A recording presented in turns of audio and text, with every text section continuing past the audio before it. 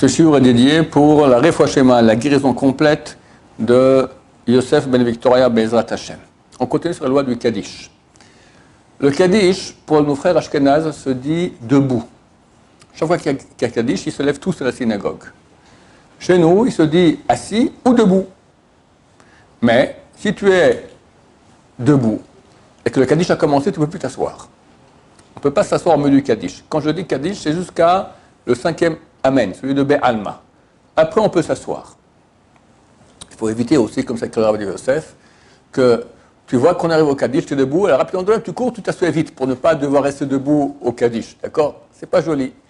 Si le Kaddish il arrive, si c'est suffisamment avant, tu t'assieds, ça va. Mais si on comprend que tu t'assieds vite pour rester, mon pauvre, tu rester 1 minute et demie debout, c'est tellement terrible, alors tu restes debout quand même.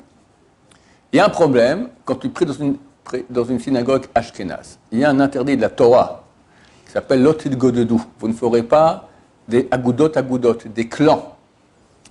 Donc on ne peut pas dans la même synagogue avoir 2 coutumes différentes. Maintenant, si tous les ashkénazim dans la synagogue ils se lèvent, tu dois te lever aussi. Moi je suis sfarad, parce que ça fait un interdit de la Torah. On va, toi t'es sfarad. Nous ashkénazim on se lève, toi tu t'assieds. Ça fait des clans différents, donc on se lève comme tout le monde. Si tu as de la chance et il y a un vieux pépé ashkénaz qui reste assis, tu peux rester assis. Pourquoi? Tu peux dire, regarde, lui aussi il reste assis, pourtant il n'est pas Sarah, donc il est Ashkenaz, donc ce n'est pas une question de clan, c'est une question de fatigue, je suis fatigué moi aussi. Donc il faut vite regarder rapidement s'il n'y a pas un Ashkenaz qui est assis, s'il est assis, tu peux rester assis, sinon tu te lèves. Vice versa, non, vu que nous on peut être soit assis, soit debout. Donc si un Ashkenaz maintenant, il est debout pendant le Kaddish, bah, peut-être c'est un Sarah, c'est pas un clan, c'est pas interdit à nous d'être debout aussi. Mais pour un Ashkenaz, c'est interdit d'être assis. Donc si on est assis, forcément, on fait partie d'un autre clan. À moins qu'on soit un Ashkenaz fatigué, qui sont les autres Faradim du clan. À ce propos, c'est bientôt 9 Av. La coutume ici en Israël, c'est mettre les talit filin à la synagogue à Shachrit. La coutume des Nord-Africains, c'est de ne pas mettre et les mettre à Mincha. Alors, Rabbi Sambachol dit, il faut décider ou comme ci ou comme ça. On ne peut pas avoir la même synagogue, il y en a qui font comme ci, il y en a qui font comme ça. Il écrit que s'il y a un qui rentre avec Félim, par exemple, à Mincha, et nous on a tous en mis les Tfilin déjà à Shachrit, il faut fuir la synagogue. L'Av de Horaïta. Et chaque année, il y a un pauvre type qui nous fait le coup. C'est indifférent, je ne sais pas qui c'est, d'accord? Toujours un intelligent qui vient et met les Tfilin comme ça, le seul comme ça. C'est interdit la Torah. Alors, Baruch Hashem, moi je ne fuis pas la synagogue, bien que leur maison dit qu'il faut faire ainsi, parce que le Rav Chaim Kanevski, qu'il a aujourd'hui, il y a tellement de clans, tellement de communautés, tellement de sons différentes, c'est fini, cette loi elle est déjà caduque, d'accord? Mais il y a d'autres qui ont dit que c'est quand même un problème, donc faire attention, en ce qui concerne le Kaddish, de faire comme tout le monde. Ici, vous faites le matin, le soir, les tfilin. Ici, ils font comme les Nord-Africains. On est une synagogue qui a été, comment on appelle cela, usurpée par des Nord-Africains.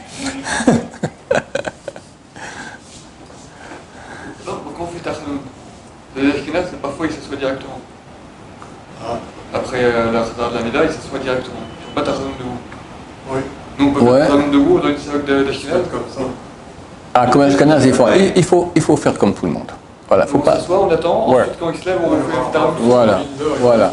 Voilà. Ou tu fais le vidouille assis. Voilà. Si quelqu'un était assis pendant le Kaddish, passe un Tamil Chacham, ou un vieux qui a 70 ans ou plus.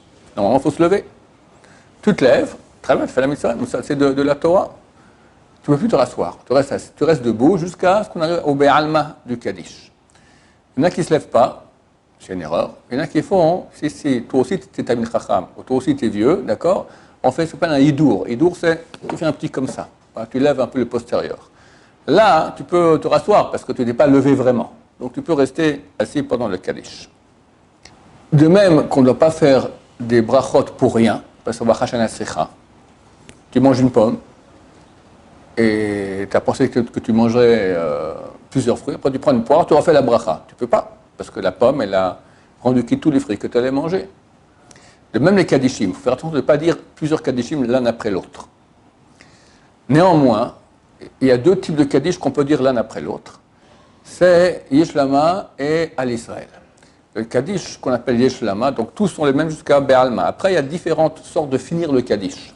Le Kaddish qui finit par Yesh Lama, c'est le Kaddish qu'on dit après une étude de Torah écrite.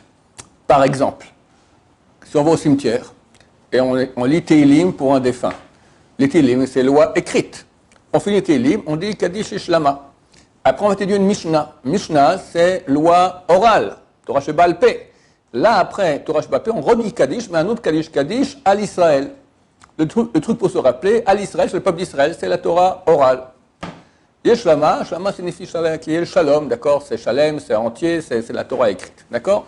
Donc on peut dire un Kaddish un après l'autre si c'est ces deux-là, après ces deux types d'études. Mais sinon, il ne faut pas rajouter des Kaddish comme ça pour rien. Il y a un interdit qui se trouve dans Shulchan Aruch, chapitre 102, qui est un interdit, Zochrono Levracha, moi je l'appelle, de mémoire bénie. Les gens ne savent pas que ça existe, pourtant ça existe bien. On n'a pas le droit de passer devant quelqu'un qui fait ça à Mida. Dans beaucoup de synagogues, ça n'existe plus. Les gens passent, on fait ce qu'on veut. D'ailleurs, les gens qui prient longtemps doivent faire attention de prier près du mur, parce que quand ils prient longtemps loin du mur, les gens vont passer devant eux et ils leur font faire un interdit. D'accord? Faire attention à cela. Il y a un interdit qui est encore moins connu, c'est le Kaddish. De même qu'il est interdit de passer devant quelqu'un qui fait ça à Mida, de même il est interdit de passer devant quelqu'un qui fait le Kaddish. Mais ça concerne la première partie du Kaddish jusqu'à Be'alma, le 5e Amen. Après, c'est bien de ne pas passer devant lui, mais s'il y a nécessité, on peut passer devant lui. Ok? Faire attention à cela. Il est écrit dans le traité Shabbat, page 119, celui qui dit le Kaddish de toutes ses forces, on lui déchire sa sentence, sa mauvaise sentence. Alors c'est quoi de toutes ses forces? Rashi dit de toutes ses kavanas, avec beaucoup d'intention. Le Tosfot, il dit toutes ses forces en criant bien fort. Et je vu une fois à Méron, quelqu'un qui criait, mais dans toute la vallée, on l'entendait. D'accord? Yesh, rabab. Ridicule. Pourquoi? Parce qu'il y a un interdit de répondre Amen plus fort que le Sheler Tzibour. C'est valable aussi pour le Kaddish. Donc tu réponds plus fort qu'un petit Amen que tu dis à voix basse. Tu dis Yesh, tu l'écris en criant, mais pas plus fort que le Sheler Tzibour. Donc l'essentiel sera de le lire avec beaucoup d'intention. C'est pour ça que le prochain cours Bliner, on va traduire le Kaddish, parce que c'est très beau de le dire, mais si on ne sait pas ce qu'on dit, à quoi ça sert? Beaucoup de gens ne savent pas ce qu'ils disent, parce que c'est de l'araméen. En tout cas, c'est très important de le lire avec beaucoup d'intention et comprendre ce qu'on dit. C'est une très grande prière. C'est mauvais, c'est de celui qui dit fort.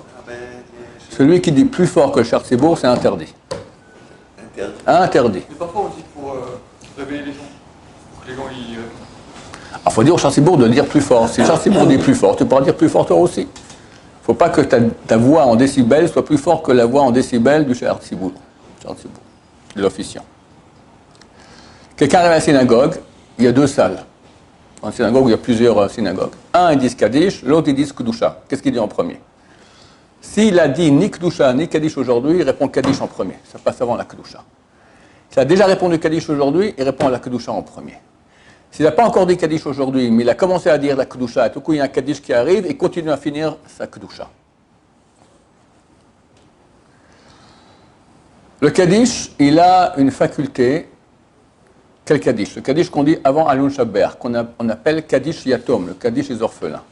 Il a une faculté à faire monter l'âme du défunt, un, le sortir de l'enfer, deux, le faire monter de monde en monde dans le paradis. C'est pour ça que durant les 12 mois après le défunt de parents, les enfants même adultes, donc disent le Kaddish pour leurs parents défunts. Néanmoins, il faut un arrêt en fin du 11e mois ou début du 12e mois, peu importe quand on le fait, on fait un arrêt d'une semaine. Pourquoi? Parce qu'il est écrit que les Rechaïm, les mécréants, ils vont maximum 12 mois en enfer. Donc, si toi tu fais 12 mois Kaddish pour ton père ou pour ta mère, tu sous-entends qu'ils font partie des mécréants. C'est pas joli. Donc la coutume est d'arrêter pendant une semaine pour dire non, mon père, voilà, après 11 mois, il a dit, il a quitté le paradis, il n'est plus en enfer. Il ne fait pas partie des grands mécréants. En parenthèse, il y a des mécréants qui vont en enfer pour l'éternité. Il y en a aussi comme ça, 24. Toute la liste, pour ceux qui veulent voir, dans Rambam, Ilchot Teshuvah, chapitre 3. On a fait des cours là-dessus. Mais le mécréant moyen, d'accord, il reste 12 mois en enfer. Donc, on s'arrête pendant une semaine. Enfin, les gens, les endeuillés s'arrêtent pendant une semaine de dire le Kaddish. C'est bien d'ailleurs, pas du tout obligatoire, c'est une coutume, pas du tout obligatoire, ce même jour, le 11e mois, d'aller au cimetière Il y en a qui donnent des brachot aux gens à la synagogue, en mincha rabim, font des brachot. Il y en a qui font même un repas. L'essentiel, c'est qu'il y ait beaucoup d'études de Torah. Le plus important, c'est le 12e mois. Là, c'est bien d'aller au cimetière, c'est bien de jeûner. Bien sûr, on dit Kaddish chaque année au Yortzeit, donc l'anniversaire du décès. Et le plus important, alors il y a aussi un repas et des brachot, mais le plus important, étude de Torah. Il n'y a rien qui fait plus d'élévation de l'âme aux défunts que étude de Torah. Maintenant, ça concerne le Kaddish Yatom, ce Kaddish qu'on dit à la fin de la prière avant Anoucha Be'ach. Mais il est très très bien, c'est marqué sur quoi le monde tient, c'est marqué entre autres sur le Kaddish qu'on dit après un cours. Un cours, mais pas un cours Gomara, un cours sympa comme on fait nous, de pensée juive, de Haggadah, des choses comme ça. Parce que les gens, ça les réveille. Le Kaddish qu'ils diront après, ils diront avec beaucoup d'intention. Le monde tient sur ça. Ce Kaddish-là, les endeuillés le disent pour l'élévation de l'âme de leur défunt, même après un an, d'accord, ils peuvent le dire. Ça, ils continueront tous les 12 mois sans faire un arrêt d'une semaine. Ce qu'on a dit, un arrêt d'une semaine, c'est uniquement pour le Kaddish Yatom qui est à la fin de la prière, avant aller dans le Shabbat. Baruch Adonai, l'olam, amen va amen.